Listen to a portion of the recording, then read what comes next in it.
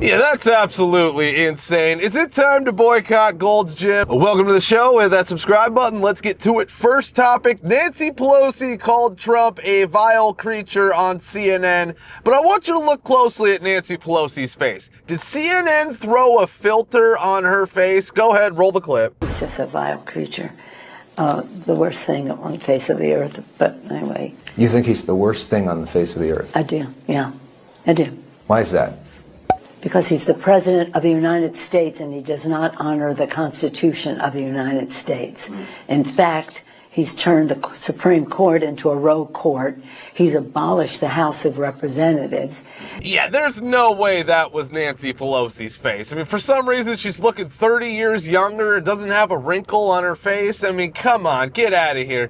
I don't know what happened there. CNN must have just been like, the lighting is so terrible and she looked so bad that we have to throw a filter on her face just to salvage this interview. I don't know, it's just so weird. But as far as the vile creature, this is just what they do. Nancy Pelosi's gonna Pelosi, you know? I mean, they just shoot stuff into the air like he's a vile creature, the worst person on the planet. It's all BS, and that's all you're getting from the Democrats. But all right, let's get to the next topic here. Gold's Gym sided with a man pretending to be a woman over an actual woman after she called him out for being in the women's locker room. Roll the clip.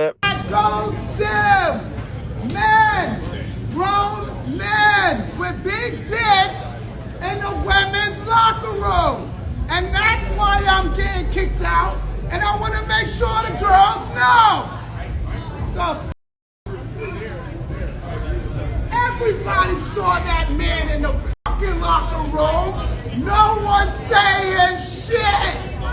And I'm fucking done with it. It's fucking stupid. It's dangerous. Me naked in front of a man without my permission. But I ain't the one who gets kicked out the gym, y'all. I'm terminated for not wanting men in the locker room. Are you?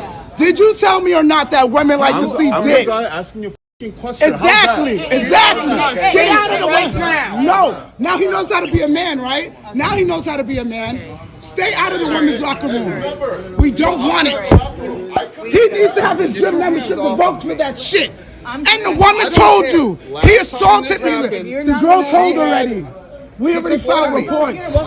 No. That's fine. I want the video. You can't get rid of me for this. I'm a woman and I have every right to not want a man in the restroom when I'm naked. There are girls naked in there. Look at them walking in there like it's okay. It's not okay. I understand.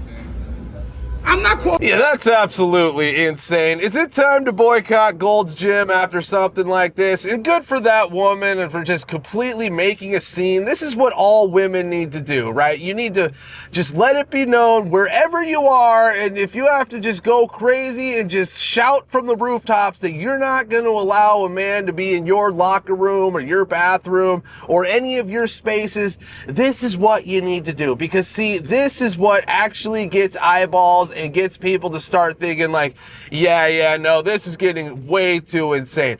At Gold's Gym, you're gonna cater to this dude who obviously has a mental illness and is just a weirdo trying to get into women's locker rooms and bathrooms. Yeah, I think it's time to boycott Gold's Gym after something like this. But good on that woman for calling it out. More women need to do it. All right, let's get to the next topic here. Whoopi Goldberg was super pissed when she was forced to apologize for a Trump auto pen comment. Roll the clip. The Trump family has made about $1.8 billion profited off of this government. And he said that Joe Biden didn't know who he was pardoning using an auto pen. How come he don't know who this guy is? Because he used an auto pen. Meetings with the judge, the meetings that they're supposed to go to when they're listening to what the hell, what? I love when Sonny passes notes. We don't know if Trump used an auto pen to part. It was a joke. Yes. We don't know if Trump used an auto pen to part. Come on. But we do know that he didn't know who that crypto guy was. Well, I'm sorry. You know, the hardest thing about this job now is no one understands nuance. You know when you hear a joke, when somebody's fooling around, when they're not saying something specific, especially on this show. I'm very specific when I'm pointing stuff out. When I'm making jokes, you know when I'm making jokes. This is ridiculous. Anywho, the other thing that really upsets me about all of this. Yeah, do you really think Whoopi was joking about the auto pen? I mean, she might have been joking, but at this point, I think we have to take Whoopi at her word when she's talking about Trump in any sort of facet. So, yeah, I just love how the producers these days are not taking any chances when it comes to a false claim about Trump. You know, it's like, whoa, we're not going to be doing this. We're not going to be paying out $15 million to Trump. Give Whoopi the note, let her know she's apologizing. We're not going to let her just spew pure BS lies on our broadcast anymore.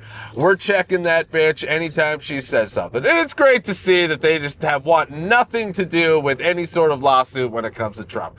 But all right, let's get to the next topic here. Dilbert creator Scott Adams shared a great story on the effectiveness and caring of the Trump administration. Roll the clip. Some of you know the story that over the summer, when the news came out that I was declining, President Trump called me home and blew my mind. But one of the things he offered was, he said that if you need anything, let me know. But of course, you have to be careful about, does he really mean that?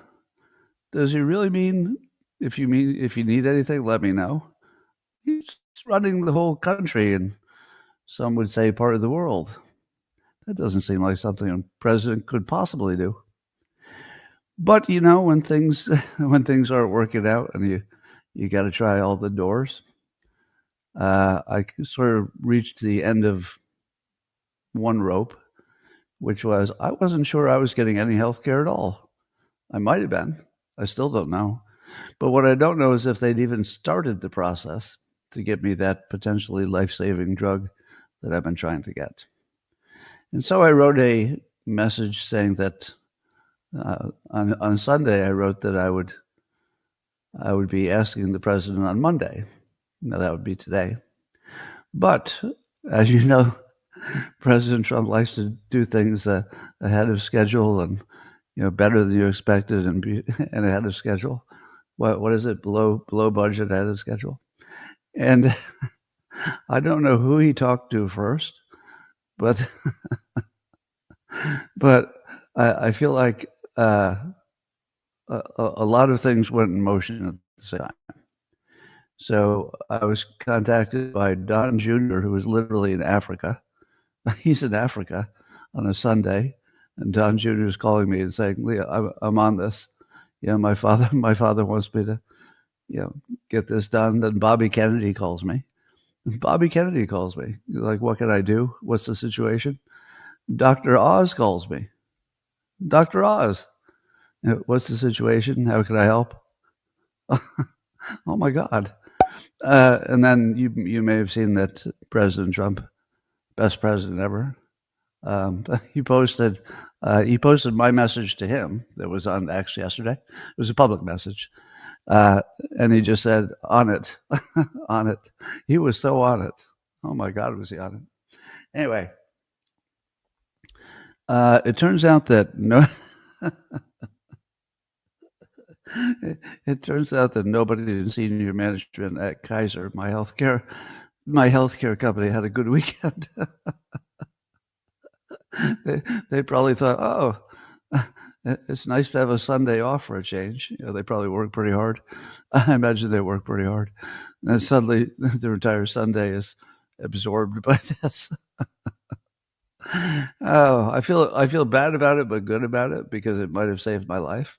I mean, there's a very good chance. Yeah, see, everybody wants to pretend like Trump is some sort of self-absorbed egomaniac who only cares about himself and only wants to make himself richer, but it's just completely not true. The guy actually cares about people, and his administration cares about people. Most importantly, they care about Americans, and that's what we need. But yeah, the reason he's ending all these wars, he says it all the time, is because he doesn't want to see people needlessly dying in some stupid war that doesn't need to be happening, especially if he can do something to stop it, right?